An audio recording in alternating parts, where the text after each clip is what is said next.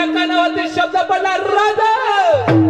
राजाचं लक्ष गेलं, समोर दिसला एक म्हातारा, डोक्याला टक्कल पडलेली होती, धोतर फाटलेलं होतं, कपडे मळलेले होते. तो म्हातारा धावत धावत आला, राजाचे पाय पकडले आणि राजा म्हणतात काय झालं काका? त्या म्हाताऱ्याच्या डोळ्यामध्ये पाणी आलं आणि म्हातारा बोलता झाला राजा घात झाला, राजा घात. राजा विचारतो झाले काय झालं काका? राजा माझी मुलगी रस्त्यानं जात होती, राजा माझी मुलगी रस्त्यानं जात होती आणि माझ्या मुलीवरती राजेगावच्या पाटलाची नजर पडली राजा. आणि राजेगावच्या पाटलानं चौकामध्ये माझ्या मुलीची आबरूची बेआबरू केली, राजा घात झाला.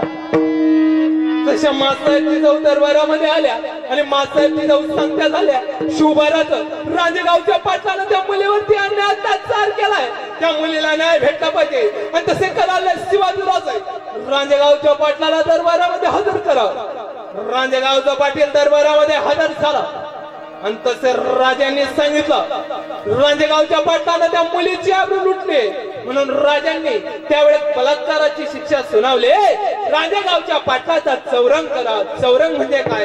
दोघी पाय गुडघ्यापासून खाली तोडा, दोघी हात तोडा आणि या राजेगावच्या पाटलाचं धड उचलून एका चौकामध्ये फेका.